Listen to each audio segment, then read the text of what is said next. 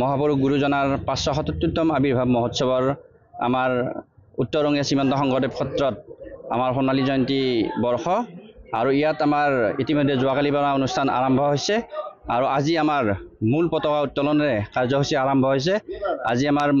মৰমী শইকীয়া থাকিব নাগাৰা নাম, তাৰ পিছতে আমাৰ ৰাতি থাকিব আমাৰ হীৰক জ্যোতিৰ অনুষ্ঠান আৰু অহাকালি আমাৰ ৰাতিপুৱা থাকিব ভাগৱত শোভাযাত্ৰা আৰু নিশা থাকিব আমাৰ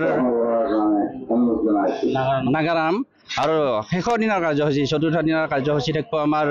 ধৰ্ম আলোচনী সভা আৰু ৰাতিৰ বিশেষ সাংস্কৃতিক সন্ধিয়াৰ বিশেষ আকৰ্ষণ থাকিব আমাৰ বিদ্যাসাগৰ আৰু হীৰক জ্যোতিৰ অনুষ্ঠান। আমাৰ সোণালী জয়ন্তী 50খন পতাকা উত্তোলন হ'ল। তাৰ আগতে আমি গান্ধী জয়ন্তী কৰিছিলোঁ, তাত গান্ধীজীৰ মাল্যাৰ্পণ কৰা হৈছে আৰু ইয়াৰ পিছত আমাৰ এতিয়া প্ৰসংগ আছে আৰু অহাকালি আমাৰ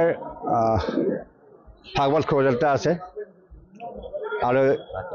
ৰাতি নাগাৰা নাম আছে আৰু আজি আমাৰ থিয় নাম আছে, মৰমী শইকীয়াৰ দ্বাৰা নাগাৰা নাম আছে আৰু শেষৰ কাৰ্যসূচী আমাৰ ধৰ্মালোচনী সভা আৰু ৰাতি সাংস্কৃতিক সন্ধিয়া আছে, বিদ্যাসাগৰ থাকিব আৰু হীৰক জ্যোতি উৎসৱ থাকিব